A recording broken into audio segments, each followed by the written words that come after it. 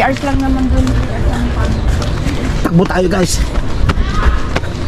O, ganun ka ano yung ano namin, yung lugar namin dito sa aming baryo. Napakalinis at quality. Ito nga pala, paligid namin oh. Meron nga pala tayong kakausapin dito isang mahalagang at importanteng tropa rin natin na si ito nga pala, si Raul. Raul, mangamusta ka naman sa ating mga followers, Raul? kamusta ka dyan guys?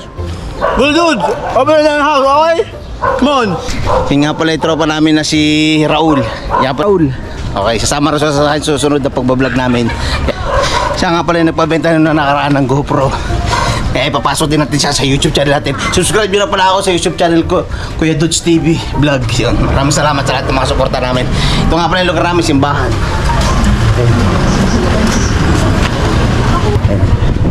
Sa may kanto nga pala ako ngayon guys, pupunta ako sa palengke at bibili ako ng mga pang-ukay-ukay ng mga salawan dahil wala pa tayong masyadong budget.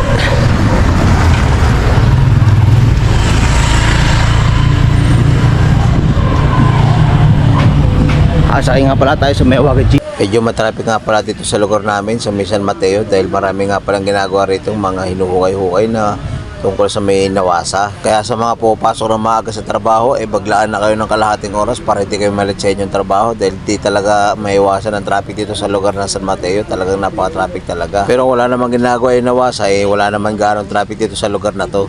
Maraming salamat nga pala sa mayor ng San Mateo at napalapad na itong lugar na to. May naispatan nga pala ako dito na motor na tumumba. Hindi ko lang alam kung ano nangyari sa kanya. Dapat konting ingat tayo pag nasa biyahe tayo mga ka-idol. Hintayin nyo na lang guys, sasakay na ako ng jeep. At dito nga pala meron na ako na ispatan na jeep at talaga sasakay na pala ako at marami nga pala pasahero kailangan ko lang sumabit. Guys, nakasabit nga pala ako ngayon jeep. Ito nga pala dito sa lugar namin, pagka puno na yung jeep pwede mo siyang sumabit pagka wala na upuan. Ayun o.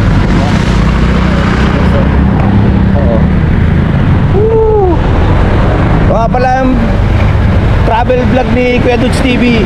Yan. Stroll muna tayo ngayon, punta tayo palengke. Bili muna tayo ng mga pangailangan natin sa ano. Ito nga pala yung ano natin, oh. Diba? Sabit-sabit muna tayo. Mga pala yung lugar namin, oh. Malapit nga lang pala kami dito sa lugar ng Montalban. Mga pala yung bayan ng Montalban, oh. Diba? Ayan, oh. Montalban. Oh, ayan, oh, diba? Napakalinis ng lugar namin at napakaganda. Medyo matraffic nga lang, oh. May pasahero pa, oh. Diba? Kaso puno na eh. Eh nga pala yung ano namin oh. So ngayon ko lang ito sinubukan guys na mag-travel vlog. Alright. Mayroon pala mag-travel vlog para si Giyong. Ganito rin pala yung ginagawa ni Giyong eh. Kaso nga lang, mas kakaiba yung kay Giyong kasi mas quality sa kanya kasi mas maganda yung mga gamit niyang camera. Sa akin nga pala eh, ano lang, may nang nilalang lang sa akin. Pero pwede na.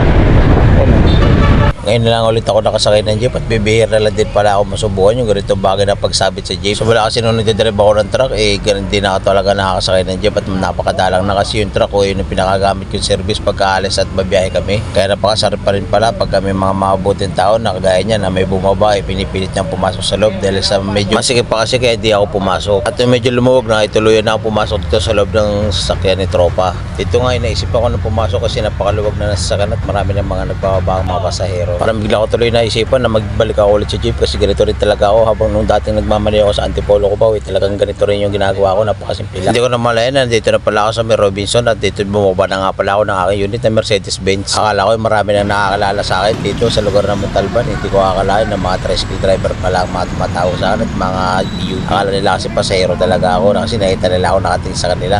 Alam ko naman kasi nagpipiling sikat ako, hindi naman pala ako sikat dito sa lugar ng Montalban. Kaya ulitin mo taga Montalban ka, tignan mo ko sa lugar to para ma-share mo at ma-comment mo na rin dyan para ma-replyan ka ni Kuya Dudes. Guys, dito ko na nga pala tinatapos yung aking tour vlog ngayon. So marami na nakakilala sa akin kaya susunod na lang ulit papagkaguluhan ako dito.